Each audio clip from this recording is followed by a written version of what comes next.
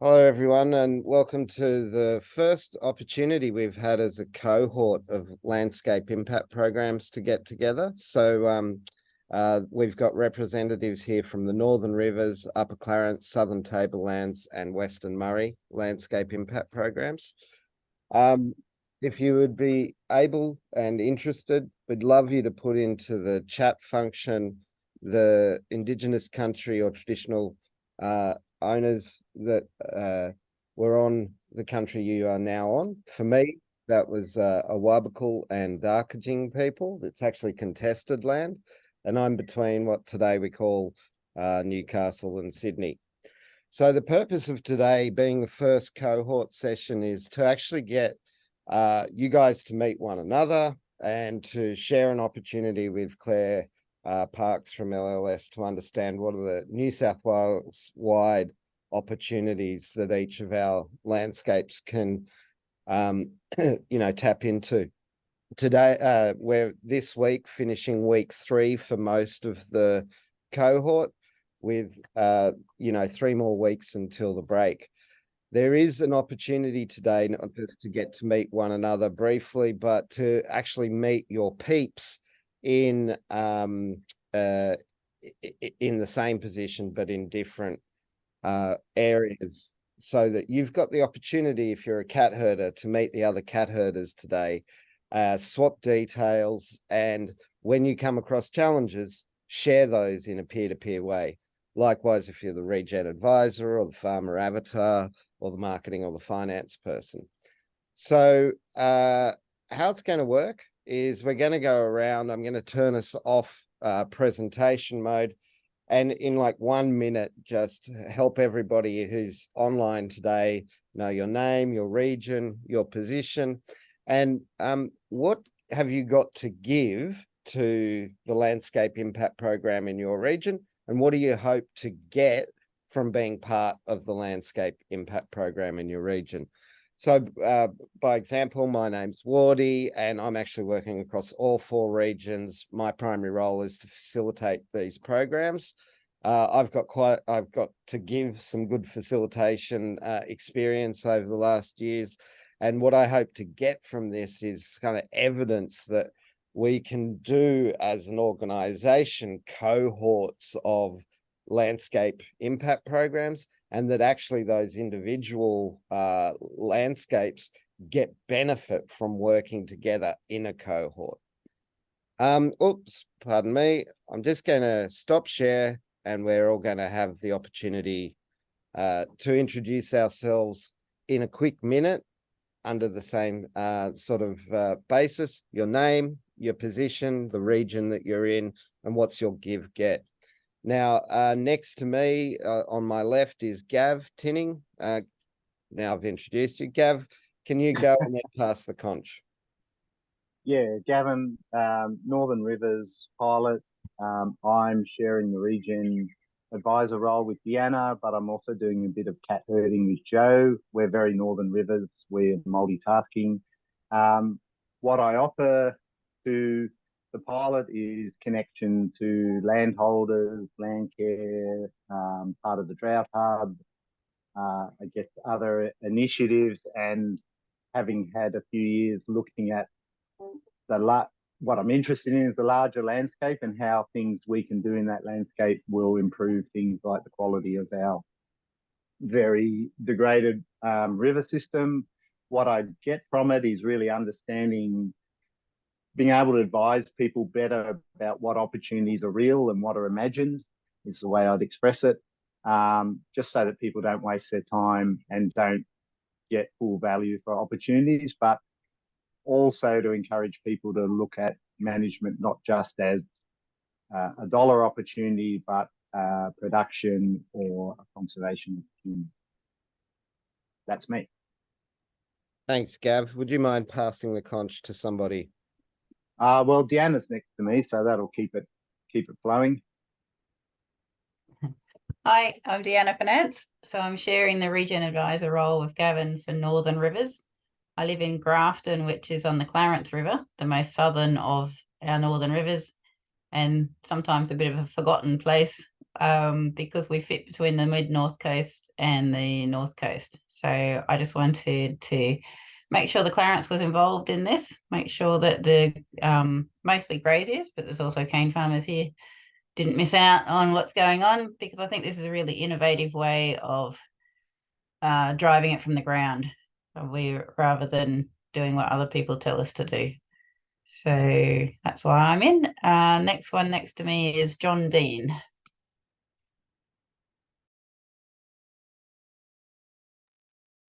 Hi, John. I'm from the Upper Clarence region, actually from Tenterfield in northern New South Wales. I'm working in the finance area. I've a bit of a varied background, small business. We've had a farm for almost 100 years in the family, so I've come back to try and take that over. And the reason I'm looking to do this is for the future of our family. I want to see sustainability in the farming industry, and make it profitable for people to continue. Pass on to Kim. Hi, everyone. I know most of you, I think, almost all of you. I'm Kim. I am the region advisor for the Trap Rock project, which was the first rollout of the landscaping prep projects, and for the Upper Clarence, which is calling itself Headwaters Custodians. I'm excited to be part of this. I also work with Carbonate, hence the background. And so region advisor to those two projects at this point in time. And I guess what I get out of working with these pilot projects and with RFM is the ability to fuel my passion, which is threatened species and ecosystems. And what I bring is that passion and the ability to look at the landscape as a broader overall macro system and then drill it down to a micro system. And I'll pass to Tanya. Hello.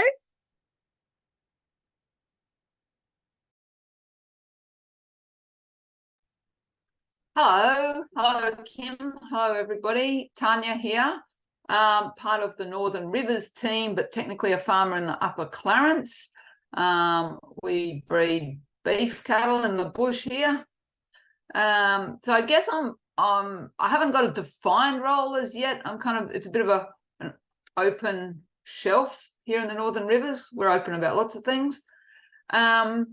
So probably more on that farm avatar, sort of how we structure the sort of to and fro with farmers. I've got 8 years plus with land care, plus a range of sort of other farm consulting roles, I suppose, behind me. What do I hope to get out of it? I see what we're building here is a valid mechanism for farmers to get recompensed for valuing biodiversity. There's a lot of activity in this space and there's a few sharks, but hopefully this one's the good one. Thanks. I will hand to Justin. Hello, Justin. Hi, everyone. I'm Justin from the Upper Clarence group as well. We're about an hour north of Tenterfield. I guess I bring to the table a very bit of a younger generation view. I'm only 35 and I live on Mossvale with Shane, who's not here yet, it seems. And so that's a larger cattle property, and while I don't run the place, I do have a really big interest in keeping the place where it's at and preserving and regenerating the natural beauty that it does have, while also sharing it with the production of the cattle.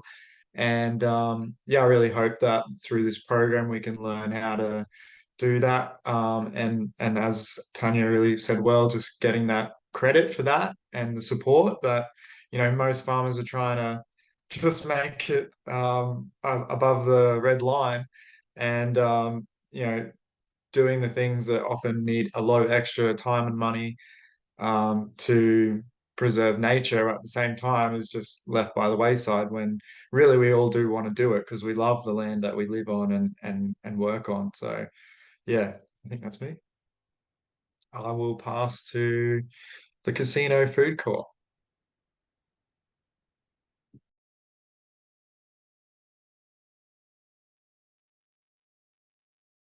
Hey guys, it's Joe Leaven here. I'm part of the Northern Rivers group, and I'm a cattle farmer, and I work at the Casino Food Co-op, and which is the meatworks here, export meat processing plant here in Casino. And I do probably a lot of extension type work, sort of farming in that environmental type space. Sort of driving a few different quirky initiatives within our membership. We've got about 400 odd farming members, which are sort of, majority of them sort of span across this Northern Rivers region. So yeah, just sort of at the click of a button, I can speak to connect the group with 400 farmers. And we're doing lots of different sort of the carbon stuff and the riparian, off-stream watering, riparian conservation, tree planting corridors, all that type of stuff. Now doing a bit of landscape hydration within our membership. Sort of collaborate, across that, bringing together, or in my role, taking the industry to the table where it's probably been missing for a lot of years, where government and maybe academia have sat. So really, Southern Cross Uni, government departments and our industry really sort of collaborating really nicely on a number of projects. So what do I bring or give to the project? I suppose, well, I'm not even sure what role I'm actually filling yet. I sort of feel like a bit of a hybrid, a bit of cat herding, bit of avatar, bit of bits and pieces. So I suppose just connecting our group with becoming really conscious of this global food production network, and really integrating it with environmental systems, and understanding actually we are farming our environment, and if we wish to feed the world in another 50 years, we need to in a declining landscape, doesn't look good. So is really sort of arresting that decline, really interested in that little bit of space. And what will we get out of it? Yeah, a bit of that, probably validation, probably a certification, some sort of, as Tanya said, some sort of mechanism or pathway in which some of these great things that we're now doing in our environment to form some sort of a recognised credential from it. So I'm really excited about that with this project. Now, what do I have to do? Do I have to pass it to someone, or just mute myself?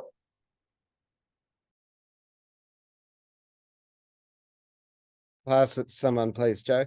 I can do it on your behalf if you're muted. Jeremy. Thanks, Andrew.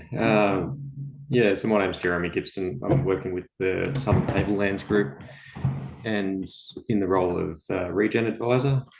My background is actually fairly new to farming. My parents have had what I'd consider a hobby farm for the last 20 years, and I bought a 800-acre block across the road from them. And yeah, so that was only a few years ago. So I guess I'm looking to learn a lot out of this program and get myself up to speed. My background's in engineering, and I've worked the last 15 years in the power and shipping industry. So I guess what skills I can bring is probably more the data analytics and problem solving background that I've got in the engineering space.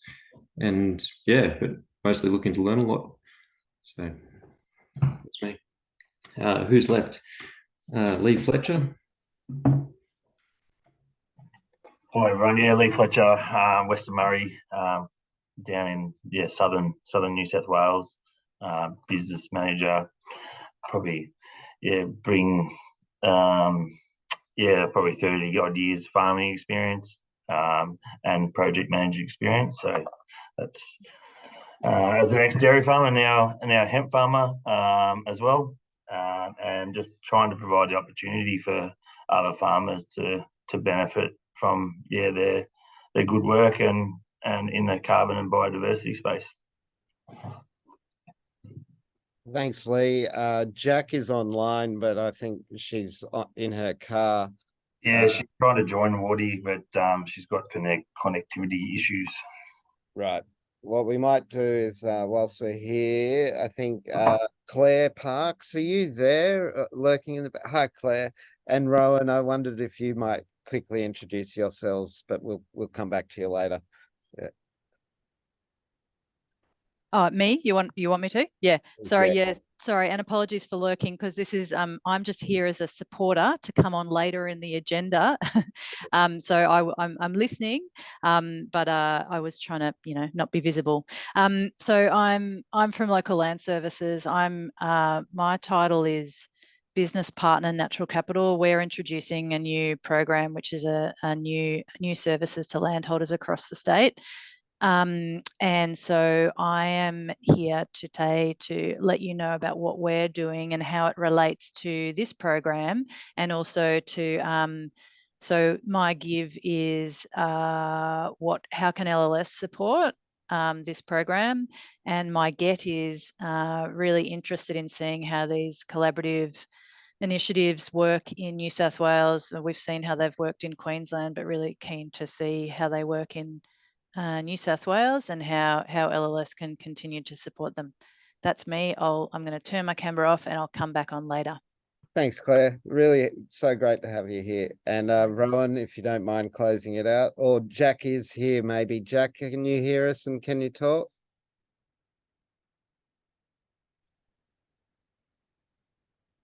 I'm going to take that silence as it's too difficult. So maybe Rowan, if you could introduce yourself to those that don't know yet. So, hi everyone. I'm the finance part of Regen Farmers Mutual, if you like.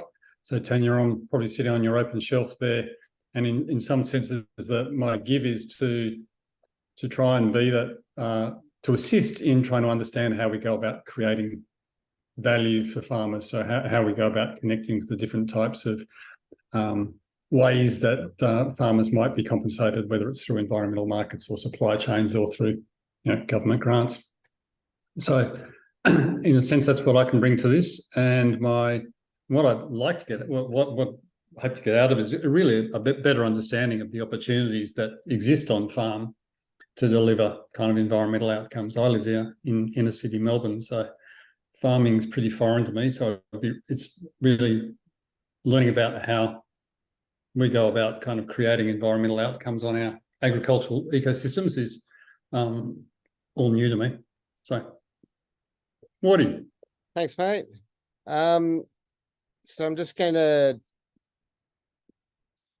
get you to meet your peeps. So shortly we'll head into some breakout rooms, and I'm going to try and allocate based on roles. So I think we've got a bit of a lower showing from Southern Tablelands and Western Murray today.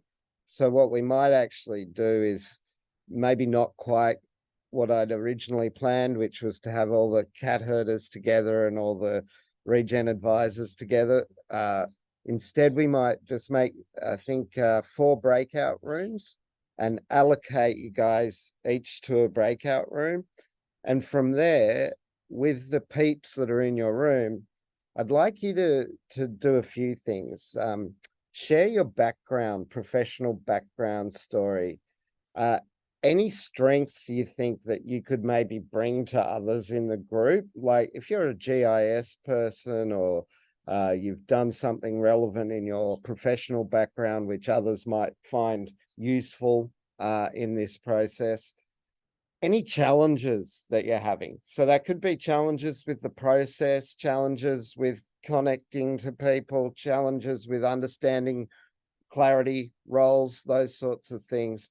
And then swap contact details with one another. You'll each get sort of 5 minutes to do your introductions in the group. So when we go out into breakout rooms, I'm going to allow for at least 20 minutes for 4 of you in each group to get a chance to speak at a bit of length and meet your peeps. Is that okay? Whilst I'm there, I thought I'm going to try and do the breakout rooms. And I wanted to incentivize like a skills-based learning thing here. So the first person that can get into their region's Miro board and put in the highlight of the course so far, they get a special prize to be announced at the end of today. All right. I'm going to get on with my job. You're going to get on with yours. So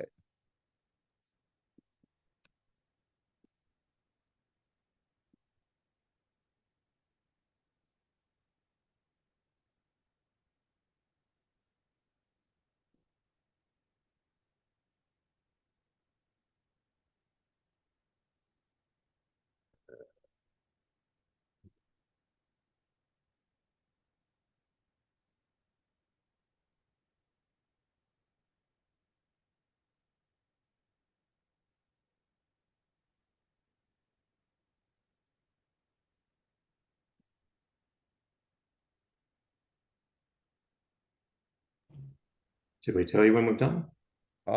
yep. That'd be good. That's Well how I done. know. And I might put you in there. All done. And I've done mine. thanking you. Hey. I'm going to put open all rooms. So please join on Zoom the room that you're in. And Claire, I'm going to assign you to a room with Deanna and Jack, if that's all right. They're cat herders.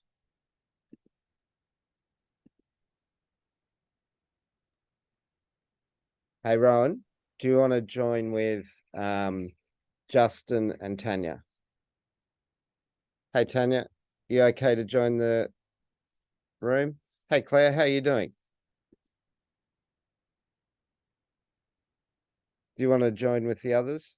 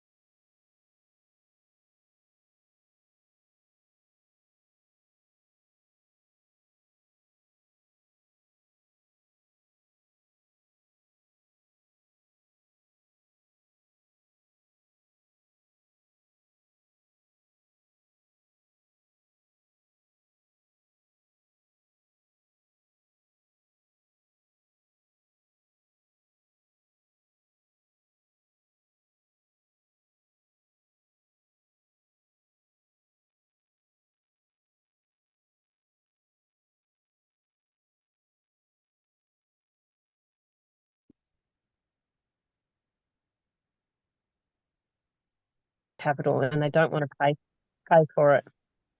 Yeah. They don't want to pay for it. And so we're as farmers, we're selling 5 things now, which means we've got 5 sets of middlemen and 5 flanks to defend. and those 5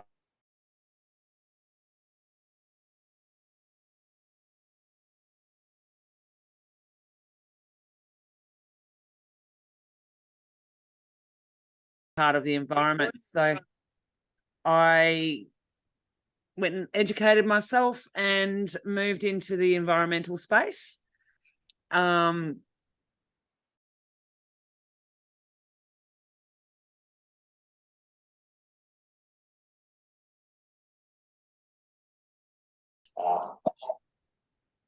Landscape hydration projects, and there's a lot of water in our catchment that moves very, very fastly now because of civilization, basically.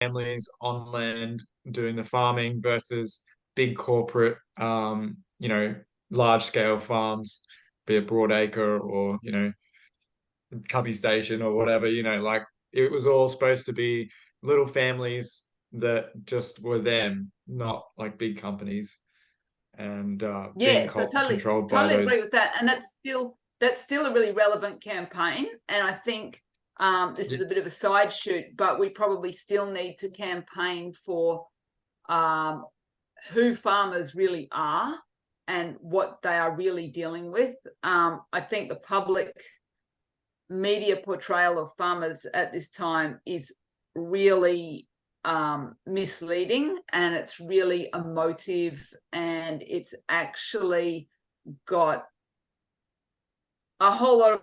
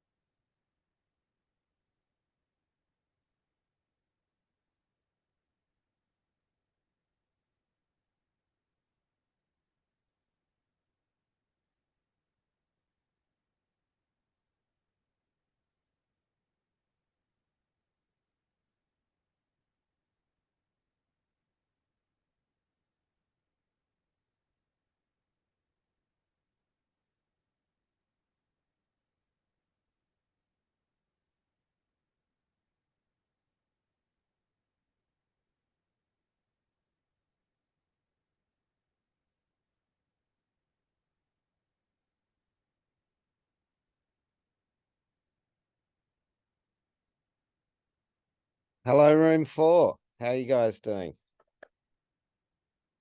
We did well. We were just getting to the interesting bits. No, like we've got some good feedback from room 4. Excellent. And Justin, before everyone gets here, again, apologies for the publicness of our last communication, but I think we got to the right place in the end. So thank you.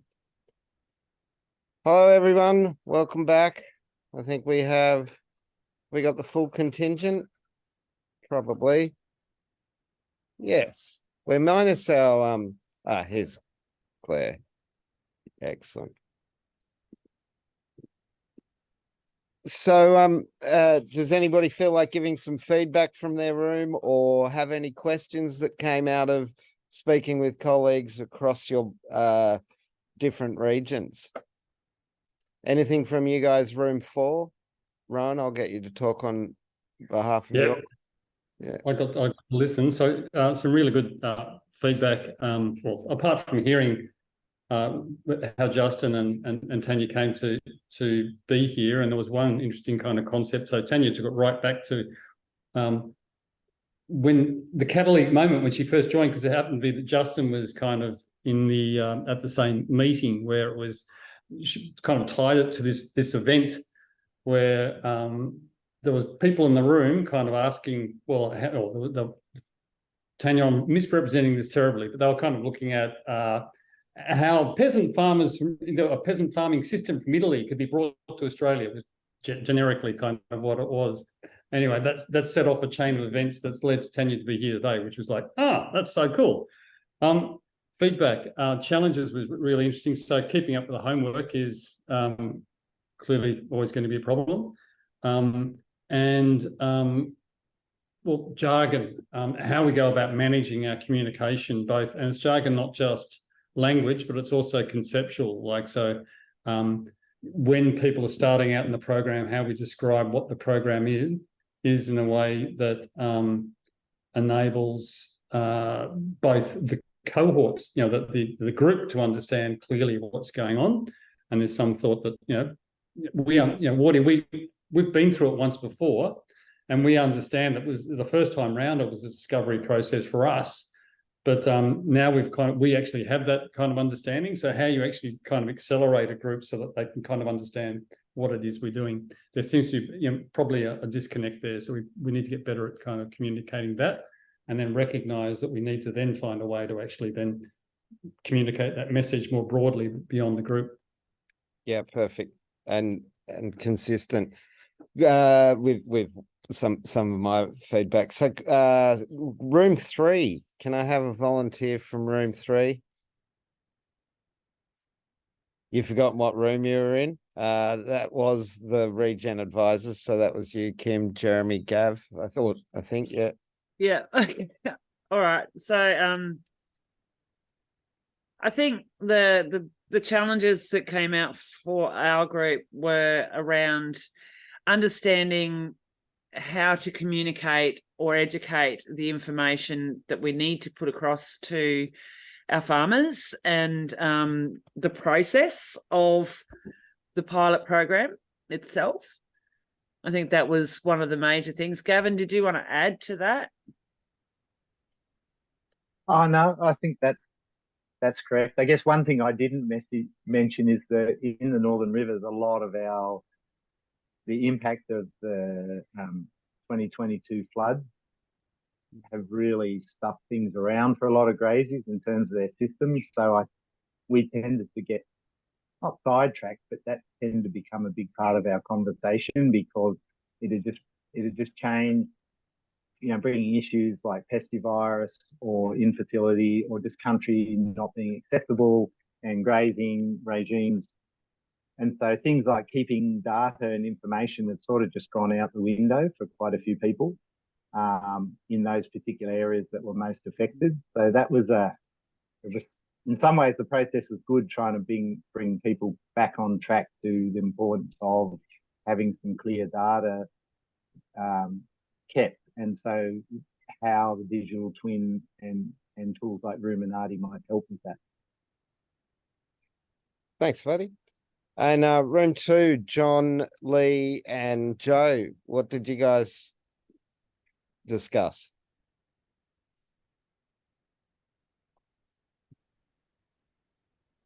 I might get you to be the spokesperson, John.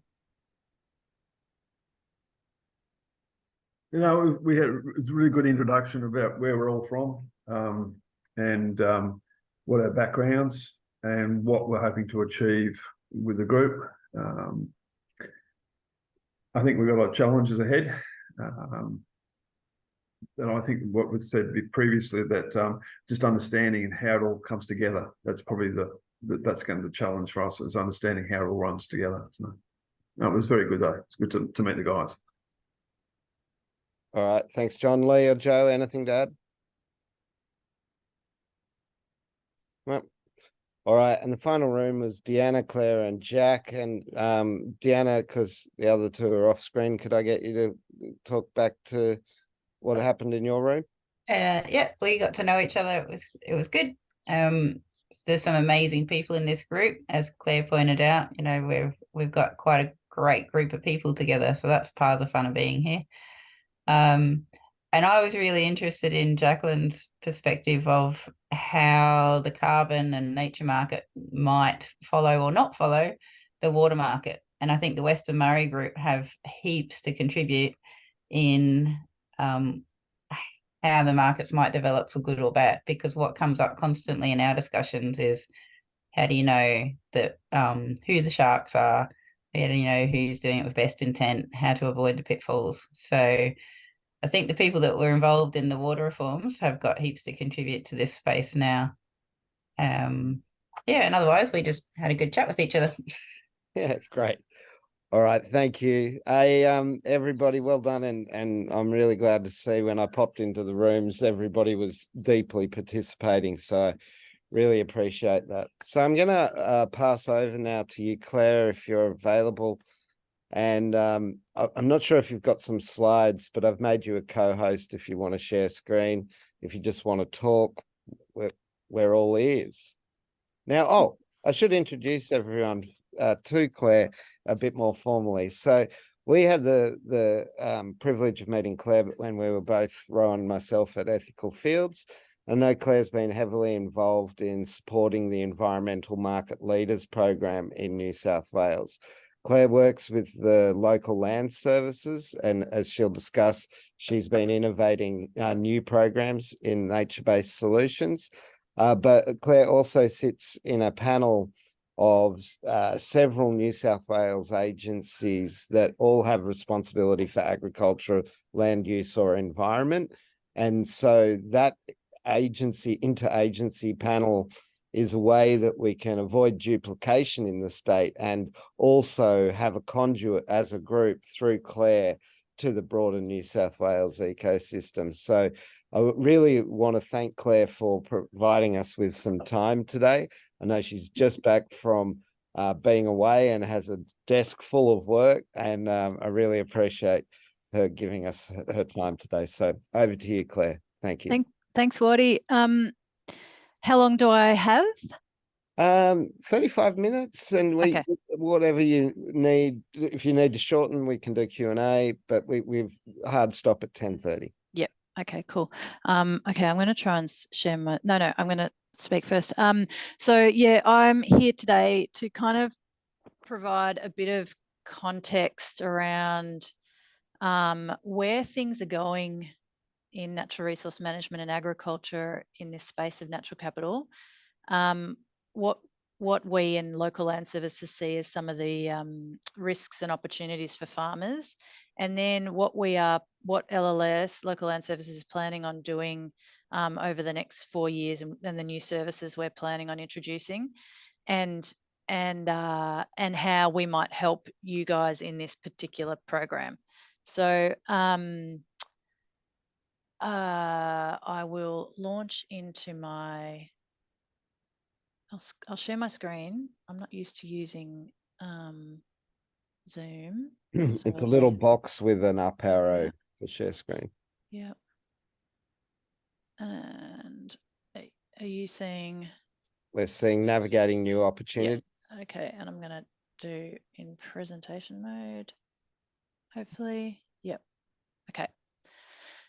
Okay, so local land services. I'm assuming that most of you have heard of us. Don't know if any of you are dealing with us. Those of you in land care probably know us fairly well, but we provide services to farmers and land managers across the state around a whole lot of areas, including natural resource management, sustainable agriculture, emergency management, and biosecurity.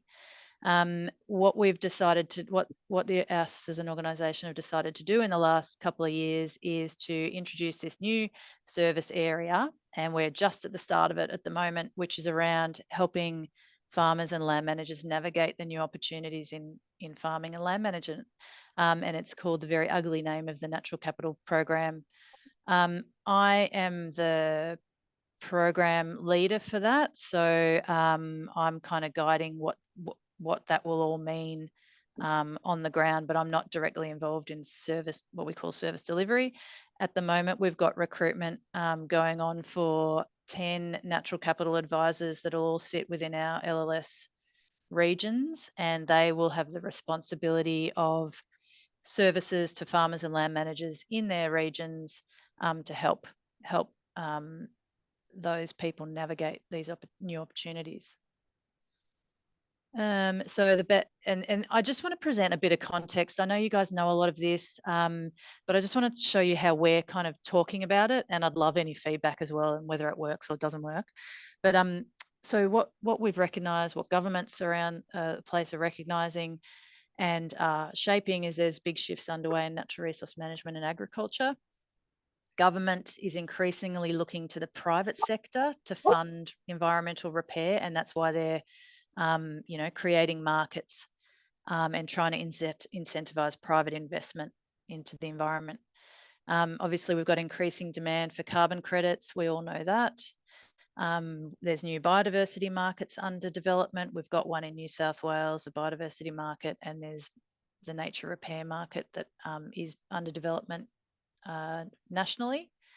Increasing ESG reporting obligations in supply chains. Most of you would be aware of that, and the global agreements that are being signed up to the TNFD and the TCFD. So where corporations will be increasingly reporting their impact on nature, that will flow down supply chains to the farmers. Those international trade agreements and market access requirements that are growing, and then the corporate commitments to nature positive operations. So that really plays out at the farm scale with increasing complexity. And I know you guys know all this already. Increasing complexity with plenty of risks and also lots of opportunities. So over the past couple of years, when we talk to our customers, our farmers and land managers, we hear a variety of all of these questions. And I guess some of these are very relevant to this particular program. So those ones down in the bottom left, could we pool our on-farm projects to make it easier to enter the market? Carbon doesn't make sense for us. We're not big enough. Is that right?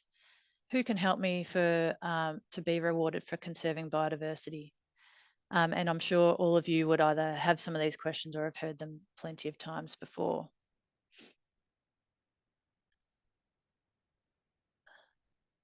So just back a step, I just want to introduce you to how we look at this idea of natural capital.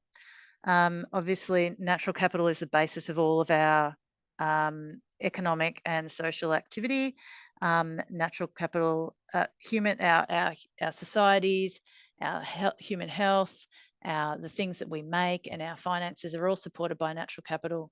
So it's defined as the natural assets such as plants, animals, and water, the ecosystem services that come from those natural assets, such as water and air filtration, climate regulation, food and fibre production. And that's what we're in this landscape impact program. That's what you're looking at, trying to market, to see if there are opportunities to market some of these services that farmers provide.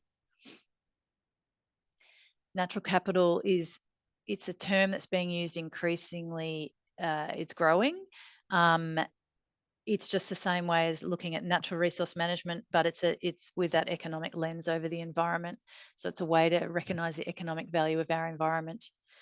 And if it's putting it in a capital lens, in a capitalist lens.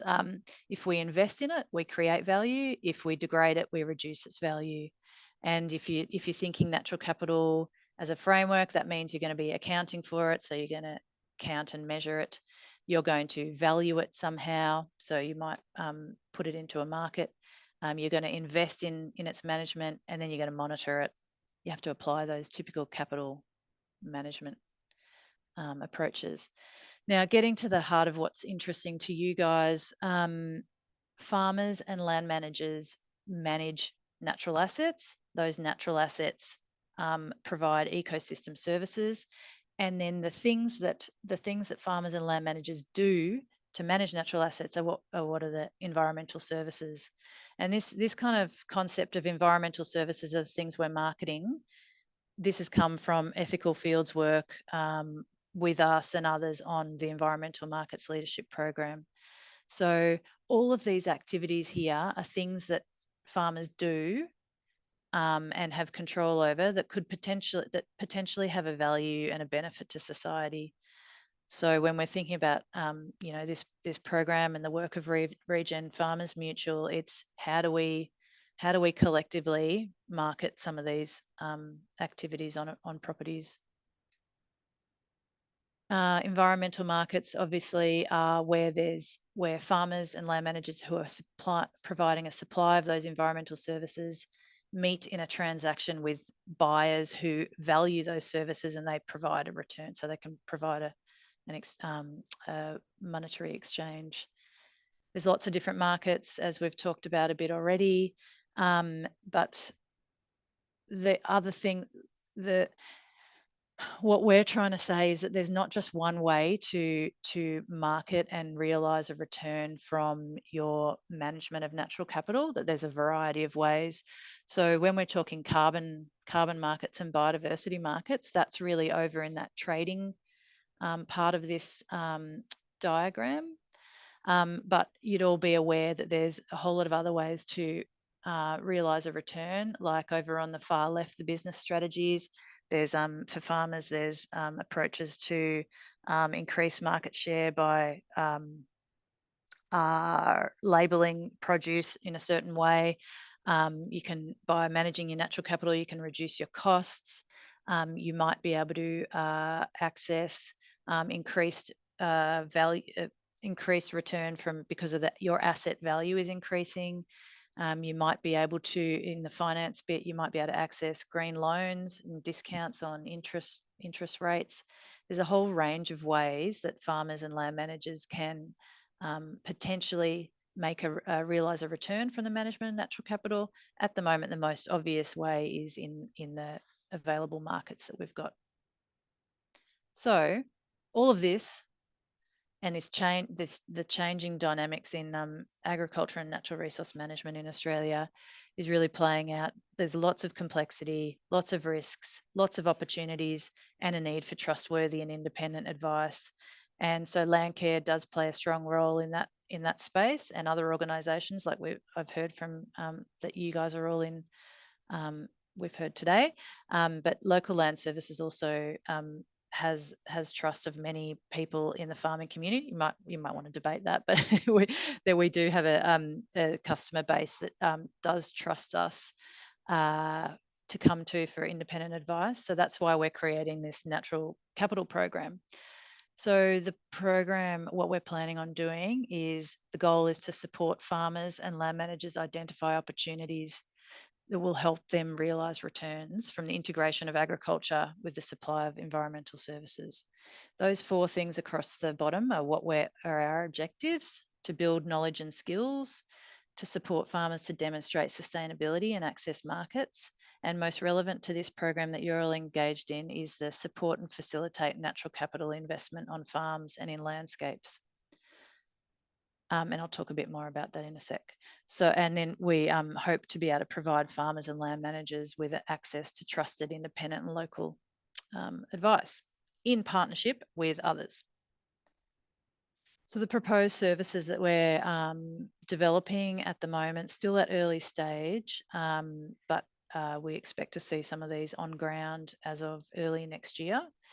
So at the farm and property scale, we are intending that our natural capital advisors will be able to offer farmers on-farm natural capital assessments, kind of qualitative assessments, not full natural capital accounts, but a qualitative assessment of what they've got, what's the condition, what is potential value and benefits to society from managing those natural assets, and then what are some of the market opportunities for them. We're also planning on doing our standard extension and demonstration services around environmental markets. What are markets? How do you assess whether they're worth getting into? What are some of the pitfalls? What are some of the ifs, buts, and the maybes? How do you go about choosing a carbon service provider? Things like that. Farm planning extension, that's about how you incorporate natural capital considerations into farm plans. And then industry sustainability framework, that's where the cotton sustainability, the cotton RDC is working on developing an industry sustainability framework. Cotton growers, we hear, are looking for advice on how that applies on their farm. And at the industry and landscape scale, which is of relevance to this project, LLS wants to be able to support and facilitate landholder engagement in some of these more landscape scale initiatives. So, us, Local Land Services, being involved in this project as a partner in some ways, is about how we can support you, and we're learning how that can happen. So we obviously have we've got links to 150,000 landholders across the state, and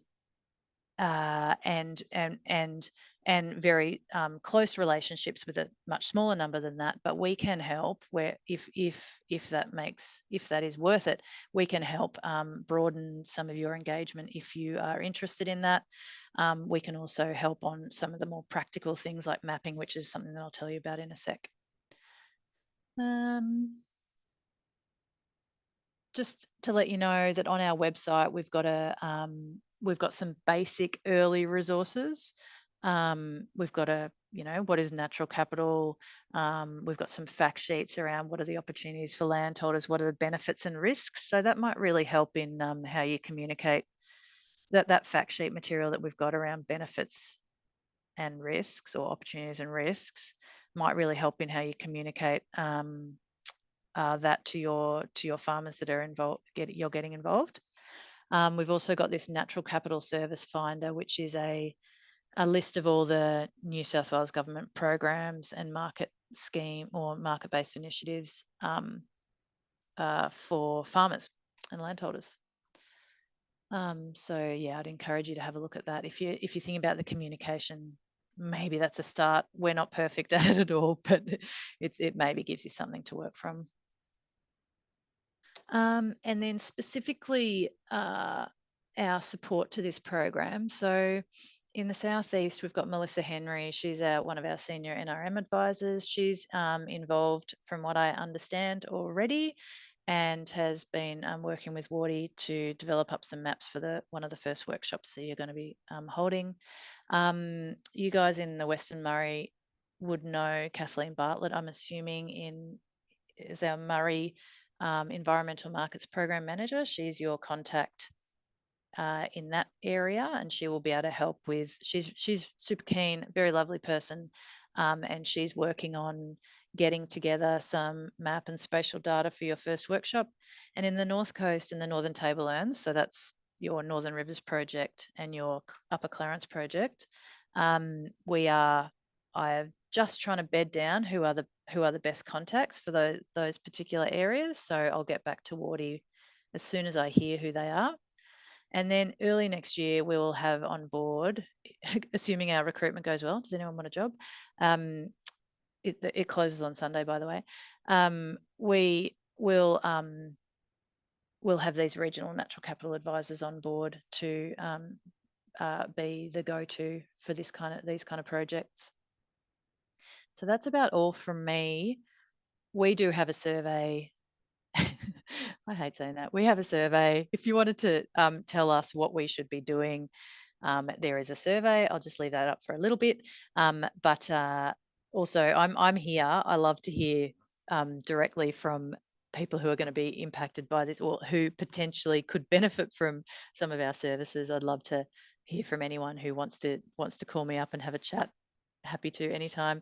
But other than that, Wardy, I think that's all I wanted to say. And yeah. Well, Claire, that was amazing, and congratulations on creating this department. It is a departure from biosecurity and NRM and other things that you guys have been doing, but it's really ahead of the game. I haven't seen state governments taking this level of localized initiative before.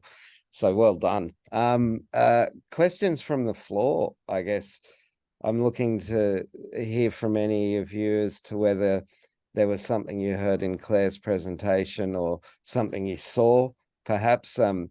Lee, I'm thinking of you yesterday when we were going through our intervention outcome and who cares about that.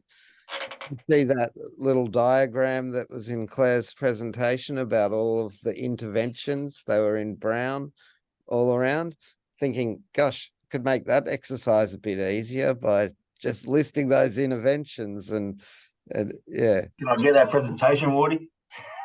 Claire, are you able to give that presentation? Yeah, I can. Yep. Yeah. And it's also in our it's in our fact sheets. That little those diagrams are in our fact sheets, but they're very small. But yeah, I can definitely forward that to you. That'd be awesome. Justin, did you have your hand up, mate? Yeah, just wanted to second appreciation for Claire for that presentation. I felt like it was really clear and with simplified language so that we can really tell like what it is we're looking at being engaged with by the different organizations and the actual practical applications and steps that we might be taking towards that. Found that. Thank you. Gav. I've got a question.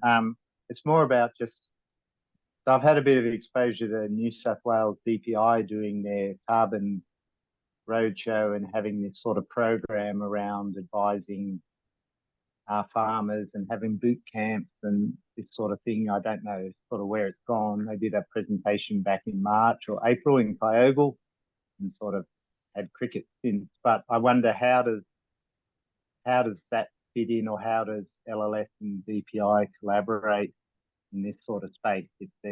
And I imagine there's others possibly in some other department who might be going around in the carbon sort of landscape space. Yes, I just wondered if you had a comment on that. Yeah, we're well aware of what they're doing and looped into it, and we're learning from what they're doing as well. And we're kind of, they're the experts on the technical aspects of opportunities to reduce emissions and store carbon. Like they're the technical experts that and we kind of link to them for, if anyone's interested in going down the road of developing a carbon plan, then we'd say go to the DPIS program. Right. I know that since they ran that Kyogle one, they have, I think that might have been one of their first ones. And I think they've really, they're really refining what they're offering across the rest of the state to be much more practical, because I think that one was very highly technical and heavy going. That's what I heard anyway. And they're really learning as they go, so they're doing a great job. But that's good. I think for this project, I don't know where they're at, and I mean, I can help make the link if you want, but it might be worth thinking about whether you could commission. I wonder if you could commission them to do a specific kind of carbon planning with the farmers involved in this. Okay. This one, it might be worth, I'm not sure, or even they do carbon 101, they do like a just general, what's it all about? And then they do and then they go all the way to doing a detailed farm carbon plan. Yeah. So it might be something that the landholders involved in this might be interested in. I'm not sure, but I could help make those links if you wanted to, Wardy and Gavin. Yeah, I don't know much about it, even if it's a charged service or yeah, whether they might have a full cam operator or a GIS capability that can help us identify potential areas of interest on farm. That might be a pretty handy tool if they've got that. I think it might be worth, getting in touch with them because, they do have technical people that are doing the farm carbon plans for farmers that sign up to this. So it's kind of, it's a pretty good service. I can introduce you, Wardy. Please, and I'll share the contact details. Joe, your hands up, mate.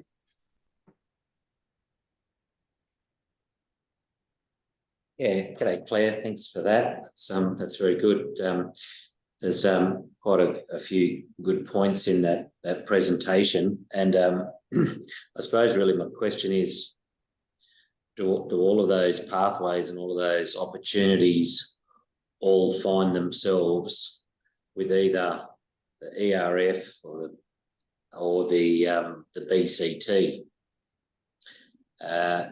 in the sense that probably both of those programs or opportunities are designed by government to enable big emitters to be able to tap into the landscape. And if you have seen, or if you are aware, I suppose, I mean, what we're probably keen with this project is to probably reverse engineer that a little bit and to say, well, this is what we can achieve, this is what we are capable of, this is what we can do at scale.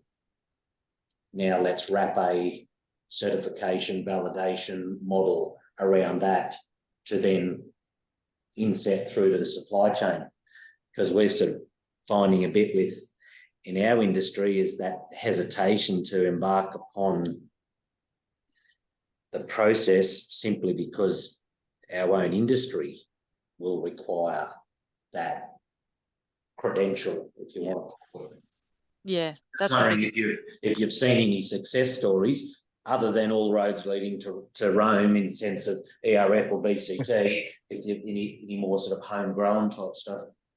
Well, that's where I think having this Regen Farmers Mutual concept of creating a micro market between a group of farmers who are providing environmental services and a willing buyer, and whether that's so some farmers might be able to mitigate floods in downstream catchments, and who is the buyer of that flood mitigation service? Is it a roads the roads authority or a local council? Or so there's opportunities for outside of the biodiversity, the government regulated biodiversity markets, to connect up buyers with a group of sellers.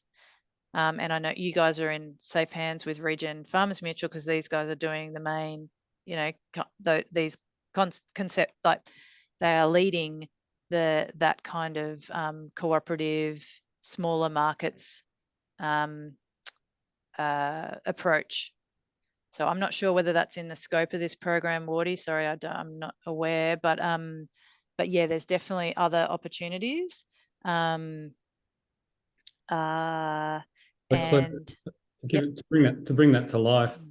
So out of the Trap Rock program, the thing that we identified was that was identified by the participants in that program was that they could protect and restore box gum grassy woodland.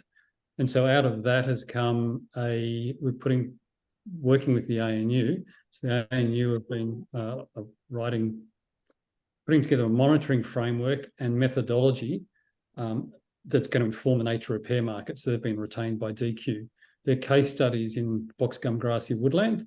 So we're using that box gum grassy woodland methodology to take some biodiversity credits for those farmers to the World Economic Forum auction, Joe. So that's the kind of the mechanism. By understanding what's out of that Trap Rock process, we came to understand that was the thing that those farmers could best do.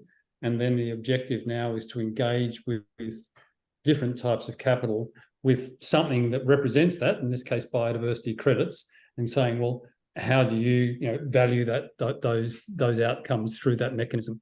So that just brings that to life, Claire. Yeah, cool. And the in-setting comment that you were making about farmers being really skeptical about if they do this now, if they sell their credits now, are they writing off any opportunity to claim carbon neutrality through supply chains later on? And that's a real live issue and a concern. And we all have to be able, we all have to, I think we have a responsibility to make sure they're aware of those risks. So there's some benefits with selling now, but there is the possibility that you'll cut off future opportunities. That is something that we have to be able to talk to them about.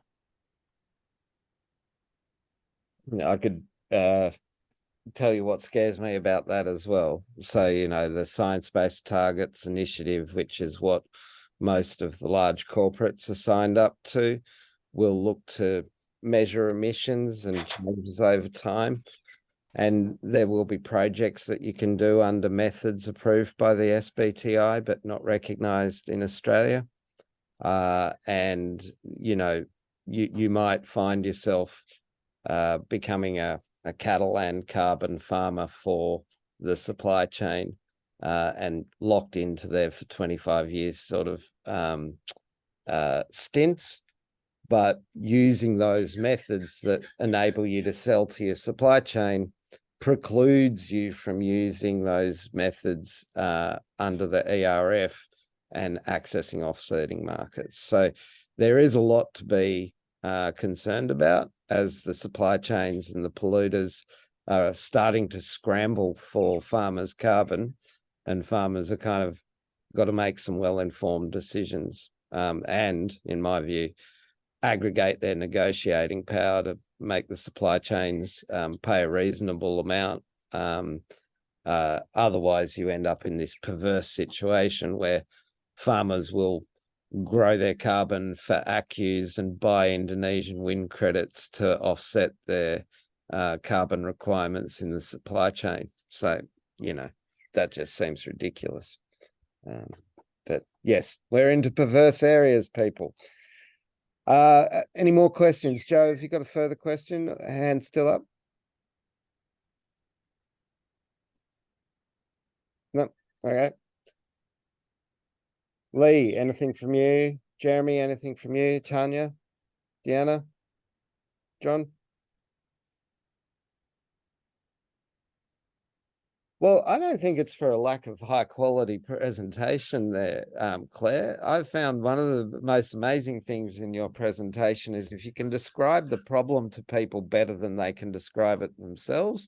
And I think you've done a better job describing the complexity facing farmers than I've seen in pretty much any presentation, commercial or government, before. So yeah, really, I think you're bang on with your research and insights, and I think it'll be a very useful service for New South Wales. Hopefully it'll extend. Yeah. And good luck with the recruitment. All right. Yeah. I think too many farmers here to be taking second jobs with the government, but yeah. Look, I really do appreciate, we have recorded this for the others in your regions. Lee and Jack, if you can take it to the Western Murray crew, Jeremy to the further Southern Tablelands crew. Northern Rivers, congratulations on having your full contingent here. Only crew to do so. And Kim and John and Justin, if you can take this back to Shane and Perko. Okay, finally, thank you, Rowan. Thank you, Claire. Thank you, everybody. Have a good day. Thank you. Thanks, Wardy. Thank you,